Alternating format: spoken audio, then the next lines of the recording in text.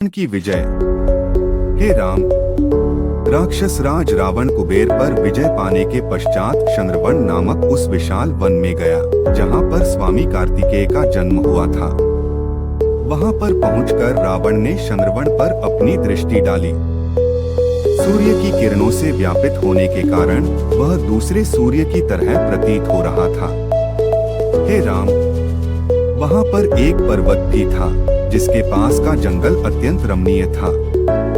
जब रावण उस पर्वत पर चढ़ने को बढ़ा तो पुष्पक विमान की गति रुक गई।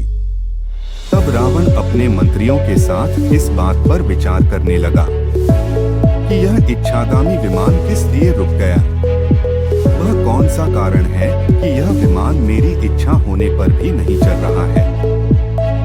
यह संभव है कि इस पर्वत पर कोई ऐसा व्यक्ति रहता हो जिसके क्रियाकलापों के कारण ऐसा हो रहा है। हे राम, उस समय योग्य बुद्धिमान रावण के मंत्री मारीच ने कहा, पुष्पक विमान आगे नहीं बढ़ रहा है। यह कोई कारण ही नहीं है राजन। यह संभव है कि पुष्पक कुबेर का वाहन होने के कारण तथा किसी अन्य का वाहन न होने से निश्चिष्ट हो गया है।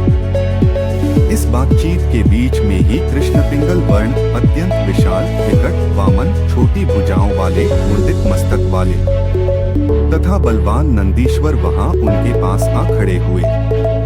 शिव के अनुचर उन नंदीश्वर ने निःशंक भाव से राक्षस राज रावण से इस प्रकार कहा, हे दशग्रीव, तुम वापस लौट जाओ। भगवान शंकर इस पर्वत पर क्रीड़ा कर रहे हैं। देव, गरुड़, नाग, यक्ष, गंधर्व, राक्षस और सभी अन्य प्राणियों का इस पर्वत पर पहुंचना अगम्य कर दिया गया है। नंदीश्वर के इस वचन को सुनकर राक्षस राज रावण क्रोधित हो उठा तथा उसके कानों के कुंडल हिलने लगे। क्रोध के कारण उसकी आंखें लाल हो गईं। इसके बाद उसने पुष्पक विमान से उतरकर कहा, यह शंकर कौन है? और वह पर्वत के मूल भाग पर जा पहुंचा।